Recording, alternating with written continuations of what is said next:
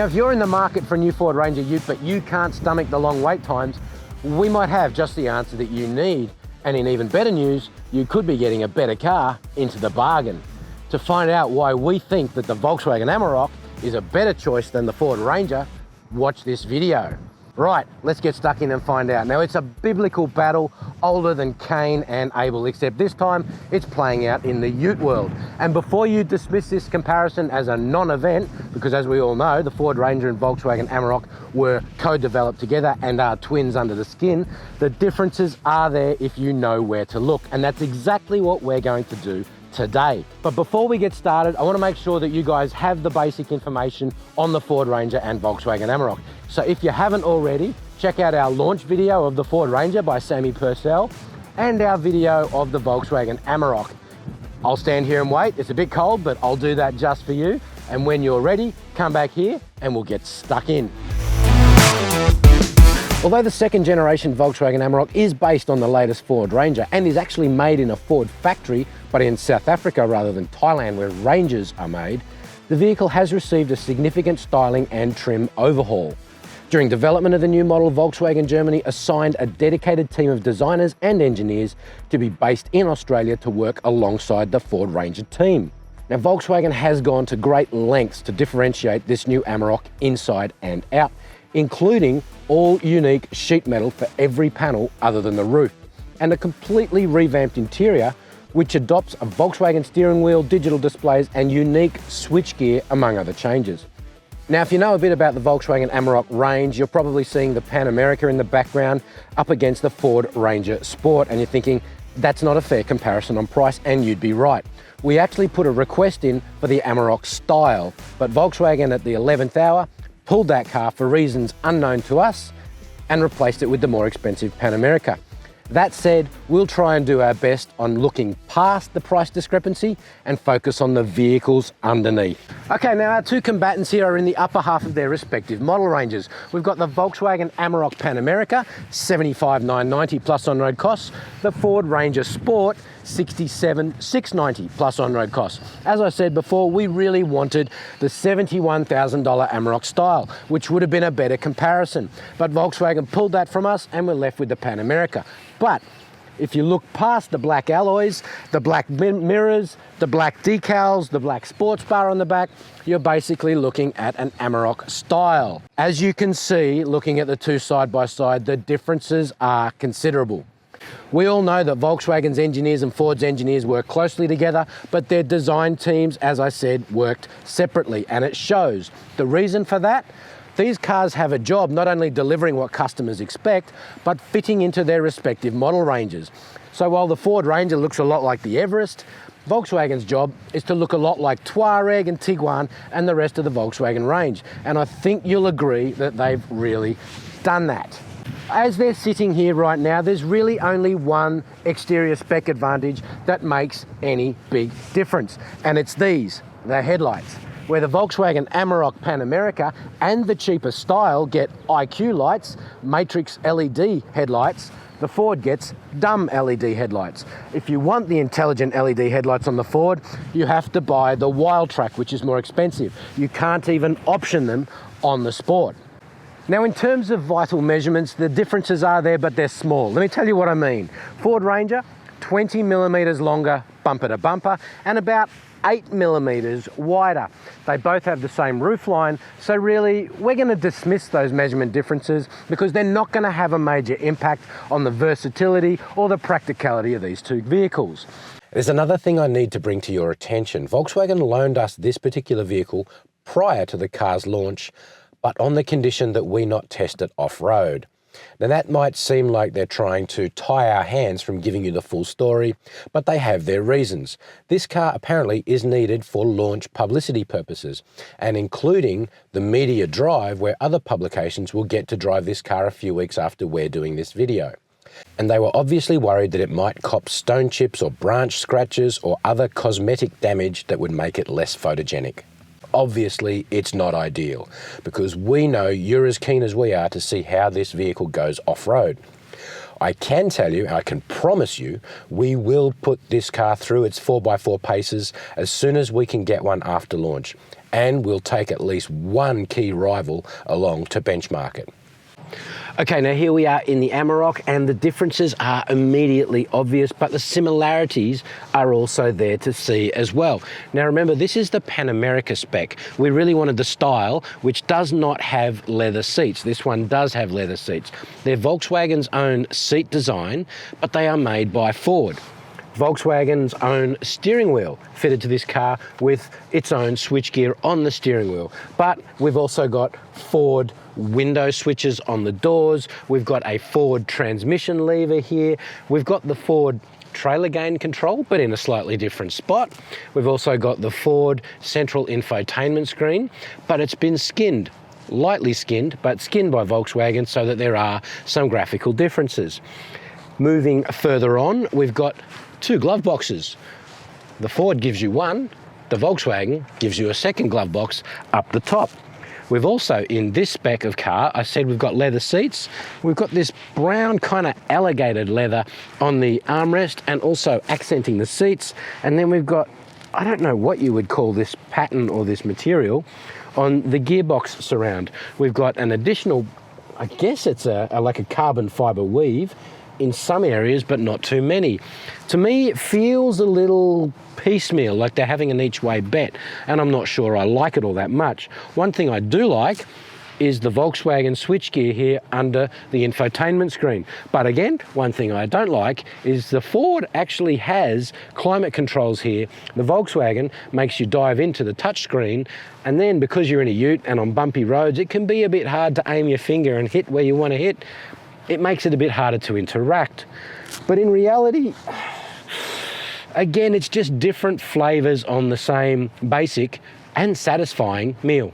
Now, one of the biggest differences, particularly if you are a fan of McDonald's, is that the Volkswagen doesn't give you the French fry chip holder at the front.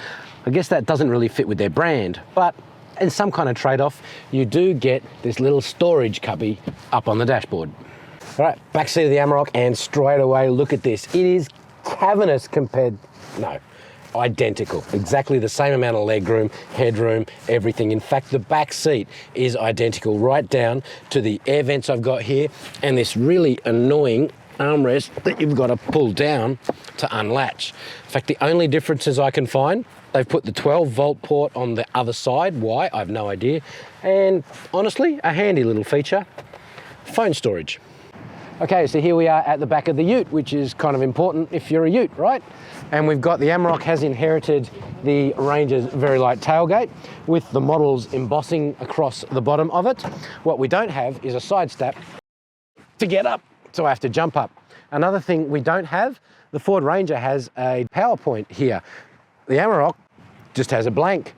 But apart from that, they're pretty much the same. They've got the same number of tie downs. They've got the same decent sized tray with over 1 ton carrying capacity. But remember, that has to include occupants as well. If anything, Volkswagen claims that their tub liner provides 7 millimeters more width between the wheel arches. But for me, that doesn't make up for the lack of a side step. Now, in a weird case of spec alignment between these two cars, the Volkswagen Amarok gets the Ford's ruler across the top of the tray, but it misses out on the Ford's clamp cavities, so you can't really clamp your wood down while you're sawing it. Okay, now we're on the move in the Amarok, and let's start with the similarities. They both have a 3-litre V6 turbo diesel, and they both have GM and Ford's joint venture 10-speed automatic.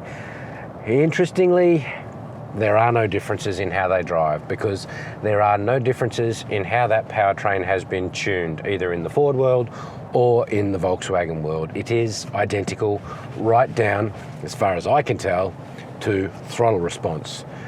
So in a weird kind of way, while the powertrain is a step forward for the Amarok, moving from that brilliant ZF 8-speed automatic to this 10-speed automatic is something of a step backwards. I mean, 10 speeds is about 3 more than anyone ever needs anywhere, and it brings no tangible benefit to this vehicle. So take it or leave it. That's my view on that transmission. What about suspension? Okay, now getting to the bottom of this has proved really challenging. We've spent a lot of time talking to journos who've gone to the international launch. We've spent a lot of time on the phone to Volkswagen trying to understand. And the best we can come up with is that different models in the Ranger range and different models in the Volkswagen range have different suspension tunes, primarily to suit their purpose. So this car is the Pan America, right? It's designed to be a bit more off-road friendly, which means it's going to have a little bit more of a compliant ride. By comparison, the Adventurer, which is the top spec of the Volkswagen range, sits on 21s, so it's going to have a more on-road biased ride. We don't have that car to compare. What we do have here is the Ford Ranger Sport, again with the V6. And I've got to say, picking the differences in ride or dynamism between the two, it's a mug's game. It's immediately clear that both of these vehicles are at the top of their game. They are, in my opinion, the best riding and best handling utes on sale in Australia right now. But as for picking which one of these two is better, you can't split them. It's like, which twin do you like more? They are basically the same. Volkswagen claims to have done some suspension tune differences, but I cannot pick it. Maybe they've put slightly different damping in there or slightly different spring rates, but over our road test loop today, which was real world roads, on road only, there is no difference. I can feel a subtle difference in the steering, however.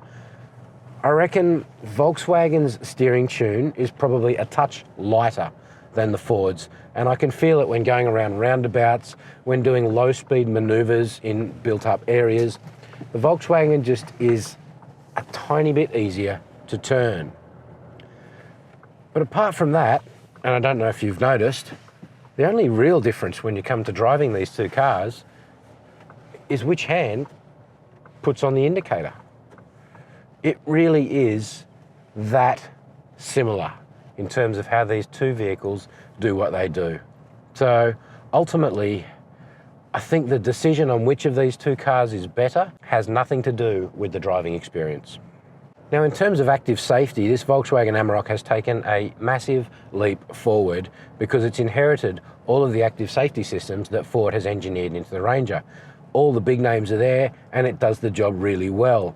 I don't know if it's me, but I reckon this vehicle's autonomous emergency braking pre-warning system seems a bit more relaxed than the Ranger's. And I've gone through the different settings and they are both set on the same sensitivity, but when I'm driving towards a car in front, the Ranger seems to warn me a lot sooner. Really, there's not much difference in how that is going to change a buyer's mind. In fact, the only real difference between what these two vehicles offer at this price point is that the Volkswagen gives you the Park Pilot Assist program, whereas the Ford does not. And to be clear, I'm not talking just about Pan America here, which, as you and I know, is more expensive. On the Amarok Style, you get Park Pilot Assist. On the Ranger Sport, you do not. Okay, so what about passive safety? Well, look, there are going to be no differences there between the Ford Ranger and the Volkswagen Amarok. But it's worth noting that this generation Amarok, again, steps up significantly. We've got curtain airbags in both rows. We've also got a front center airbag to stop front occupants from impacting each other in a collision. And we've also got a driver's knee airbag. So compared to the old Amarok, this one is definitely an improvement. Compared to the Ranger Sport, again, it's a line ball game. Volkswagen has skinned all of the digital interfaces, including the 12-inch portrait infotainment screen and the 12.3-inch driver instrument cluster.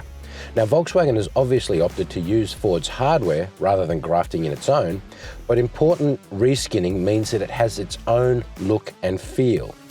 Ford's own setup is a good design, but so is this one. And in terms of Volkswagen looking to differentiate the Amarok, this was a crucial step.